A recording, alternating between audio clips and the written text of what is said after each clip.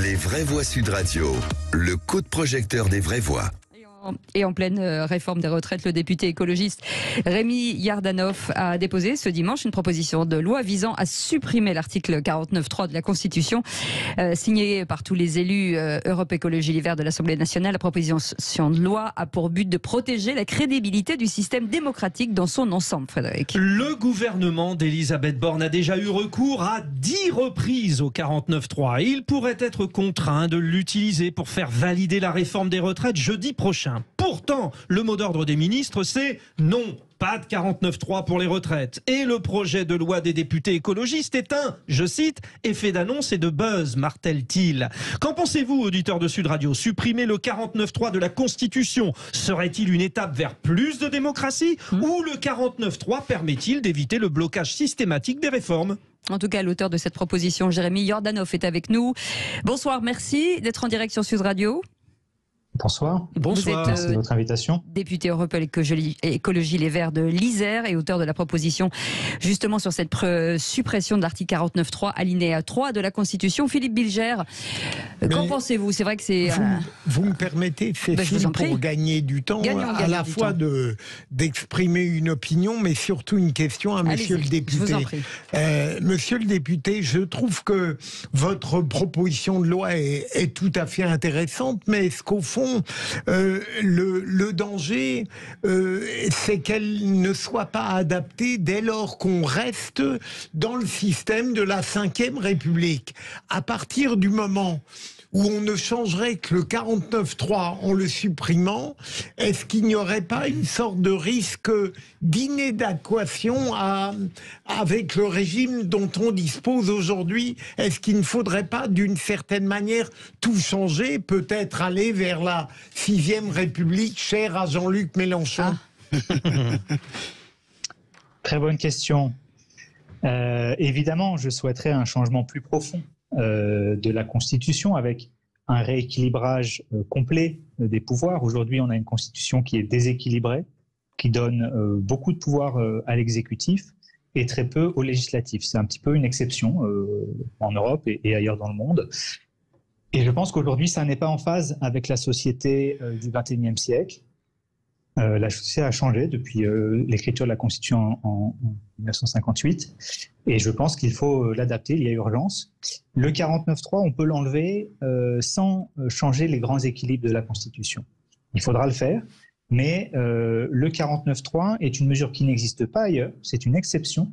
Ça permet à l'exécutif de légiférer à la place du législateur. Et donc c'est en ça que c'est une anomalie qui n'a pas sa place et d'ailleurs il y a beaucoup de gouvernements qui ne l'ont pas utilisé. Jérémy Yardanov, ça réagit autour de la table, les vraies voix, avec Madi Saïdi.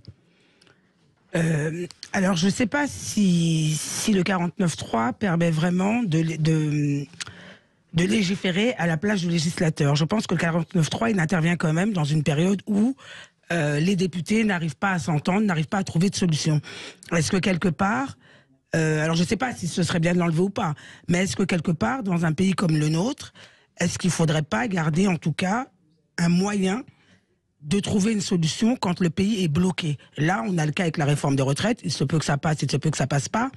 Si l'Assemblée nationale ne vote pas ce qu'a voté le Sénat, qu'est-ce que vous préconisez? Est-ce que vous pensez qu'on continue éternellement à discuter, à s'écharper dans l'une des assemblées et dans l'autre? À un moment, je pense que c'est aussi une forme de responsabilité de dire, voilà, vous n'êtes pas capable, excusez-moi du terme, en tout cas, vous ne parvenez pas à trouver une solution entre vous. À un moment, l'exécutif arrive et il tranche. Alors, j'entends cette remarque complètement qui fait écho à beaucoup de discussions dans la société. Je veux rappeler quand même ce qui s'est passé au début du gouvernement Borne. La Constitution, à son article 49 alinéa 1, et c'est aussi à l'objet de ma proposition de loi, de changer cette disposition, le 49.1 demande au gouvernement d'engager sa responsabilité devant l'Assemblée nationale. C'est le gouvernement engage sa responsabilité devant l'Assemblée nationale. Elisabeth Borne ne l'a pas fait. En fait, le problème, il est là. C'est-à-dire qu'on a un président de la République qui a été élu par défaut. Alors, il a une légitimité, mais son programme n'est pas le programme d'une majorité de Français, puisque des gens comme moi ont appelé à voter pour lui pour battre Marine Le Pen. Donc, il y a une proposition d'ailleurs de vos collègues Europe Écologie Les Verts qui disent il faut systématiquement, dans ce cas-là, que le Premier ministre remette en question son gouvernement, quitte à prendre une motion de censure. C'est ce que vous dites. Alors, moi je ne dis pas qu'il y a une motion de censure, je dis le gouvernement, quand il est composé par le président de la République, il vient devant l'Assemblée nationale et il demande un vote de confiance. En réalité, c'est déjà dans la Constitution, mais Elisabeth Borne s'en est affranchie. Donc moi je propose une réécriture pour que ce soit vraiment obligatoire. Et si le gouvernement avait une majorité à l'Assemblée nationale, il n'y aurait pas de problème, il pourrait dérouler son programme derrière. La difficulté, c'est qu'aujourd'hui, on a un gouvernement qui n'a pas cherché à avoir une majorité à l'Assemblée nationale. Donc évidemment, au bout d'un moment, il y a un problème, mais on ne peut pas dire que c'est la responsabilité des parlementaires. Nous, on a été élus par le peuple français pour représenter la nation. On n'est pas là pour regarder ce que le gouvernement veut faire et les bras croisés. C'est pas possible. Effectivement, tout le monde le sait que le régime parlementaire français, c'est un régime à tendance présidentialiste qui donne en fait plus de pouvoir à l'exécutif que dans le régime présidentiel américain, par exemple, contrairement aux apparences, où le Congrès américain a plus de pouvoir relativement parlant que le Parlement français. Ça, c'est le premier point. Le deuxième point, c'est qu'effectivement, il y a quand même un usage qui est parfois abusif du 49.3, et justement, il y a presque une espèce d'atteinte à la séparation des pouvoirs. Vous savez, il y a la question de checks and balances, comme on dit, l'équilibre des pouvoirs qui doit exister dans une société. Chez Montesquieu, dans l'esprit des lois, entre justement l'exécutif, le législatif et l'autorité judiciaire. Et je parle évidemment sous le contrôle de Philippe Bilger, mais le problème tout de même effectivement de ce recours trop systématique met quand même effectivement à mal une partie des fonctions, enfin plutôt des attributions du Parlement, plus exactement. Et ensuite, en dernier point, je voudrais dire qu'il me semble que dans la Constitution, c'est d'ailleurs je crois évoqué actuellement sur le débat au sujet des retraites, il y a le mécanisme de la commission mixte paritaire qui permet aussi quand même de forcer, en tout cas d'encourager les deux chambres à trouver un accord. Et donc on va un peu trop vite, je pense maintenant effectivement sur le 49.3 pour pouvoir trancher. Jérémy Yordanov, il y avait eu un Premier ministre qui utilisait beaucoup le 49.3, Michel Rocard. De mémoire, son parcours, son action a plutôt été valorisée. Peut-être que s'il n'avait pas utilisé le 49.3, les réformes qui se sont avérées positives n'auraient pas été adoptées. Je pense que le contexte politique est différent. Alors d'abord, je voudrais rebondir sur ce qui a été dit juste avant. La CMP, pour moi, ce n'est pas un problème en soi, dans la mesure où si le texte était débattu régulièrement à l'Assemblée nationale et régulièrement au Sénat, si les deux chambres ne sont pas d'accord, il faut trouver un point d'accord. Mais ce qui se passe, c'est que dans la CMP, s'il y a un désaccord qui subsiste, le dernier mot revient à l'Assemblée nationale. Alors souvent, on essaie de trouver un accord, mais des fois, il n'y en a pas. Et donc, la Constitution prévoit qu'il n'y ait pas d'accord et le texte est redébattu. Donc, en fait, on pourrait très bien s'imaginer que mercredi, il n'y a pas d'accord à la CMP et qu'on rediscute le texte à l'Assemblée nationale. Voilà, ça, c'est une possibilité. Sur la question du régime présidentialiste, effectivement, on est bien loin de Montesquieu parce que ce qui s'est passé avec le référendum de 1962 et l'élection du président de la République au suffrage universel, qui n'était pas au départ dans le texte de la Constitution, c'est qu'on a créé un trouble, une confusion parmi l'esprit de nos citoyens. Et finalement, la légitimité du pouvoir, on ne sait plus si c'est le président de la République ou si c'est l'Assemblée nationale. Et il y a cette ambiguïté qui est un petit peu compliquée, qui normalement doit être résolue parce que le gouvernement doit engager sa responsabilité devant l'Assemblée nationale, pardon. Il ne le fait pas. C'est un problème. Et j'ai oublié lancer sur un autre sujet après. Oui, sur Michel Rocard, mais vous vouliez peut-être ajouter, mais sinon Philippe Bilger a une question. Ouais. En fait, je voulais vous rejoindre, monsieur le député, le trouble est d'autant plus grand que le double rôle du président de la République et du Premier ministre a totalement été battu en brèche par la pratique politique, et on ne peut pas dire que le Premier ministre dirige véritablement l'action du gouvernement. C'est ce qu'on disait sur la monarchie présidentielle. Jérémy Yordanov. Je vous rejoins là-dessus parfaitement. Au fur et à mesure des quinquennats, des septennats et des quinquennats, on a vu que le Premier ministre, qui normalement dans la Constitution doit mener l'action du gouvernement, s'est effacé. Il est devenu un collaborateur du président de la République, et c'est le président de la République qui va lui-même imposer des petites réformes, faire des annonces, etc., à la place du Premier ministre. Il y a un double phénomène qui s'est enclenché de plus en plus, et avec Emmanuel Macron, c'est flagrant, c'est que les conseillers ministériels, aujourd'hui, ils travaillent à la fois pour le gouvernement et pour l'Élysée. Donc l'ensemble de la décision politique sur le premier quinquennat Macron s'est prise à l'Élysée. Ça, c'est parfaitement contraire à l'esprit de la Constitution de 58. Le chef de l'État doit être le garant des institutions, avoir un rôle d'arbitre, et il doit laisser le gouvernement gouverner. Là où il est en fragilité aujourd'hui, c'est qu'il est en première ligne tout le temps, et le jour où il y a une contestation sociale, finalement, c'est lui qui est responsable. Et ça, c'est pas normal. Je pense que ça fragilise notre système démocratique, et il faut revenir à un gouvernement qui gouverne avec une majorité à l'Assemblée nationale et un président qui est en retrait, qui joue l'image de la France à l'international. Voilà. 0826 300 300, Roland est avec nous. Vous vouliez réagir, Roland? Oui.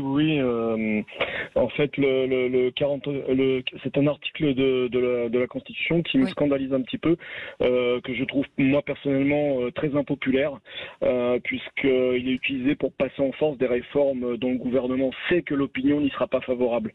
C'est un outil qui ne laisse aucune place au débat. Borne l'a, par exemple, utilisé 2 fois en 2 jours. C'est quand même assez conséquent. Je considère que l'exécutif actuellement, sous le gouvernement de Borne, l'utilise surtout pour servir ses propres intérêts.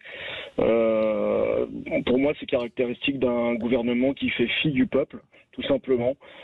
C'est un outil antidémocratique qui démontre un certain déni de démocratie, quand même. Et je considère qu'il devrait être supprimé et uniquement remplacé par quelque chose du style référendum d'initiative citoyenne ou. Ce soit l'issue, selon vous. Bougez pas, quittez pas. En réalité, pour rejoindre un peu ce que dit Monsieur, même en supprimant le 49.3, il y a quand même toujours une solution qui est prévue par la Constitution en cas de régime d'assemblée, comme il y avait sous la 3e et la 4e République, et impossibilité de se décider sur un texte, c'est la dissolution de l'Assemblée nationale. Et donc effectivement, oui, non, mais bien sûr, mais justement, c'est en fait le problème, c'est que le risque effectivement qui est pris par la dissolution, comme l'avait fait Chirac dans les années 90, s'est retourné contre lui et il s'est retrouvé ensuite avec une majorité de la couleur opposée avec l'arrivée de Jospin au gouvernement. Enfin, on peut pas repartir tous les 15 jours dans les élections. 15 jours, mais en fait, au moins l'intérêt de la dissolution, c'est que c'est risqué, c'est une pratique très solennelle, très grave, avec des conséquences effectivement irréversibles.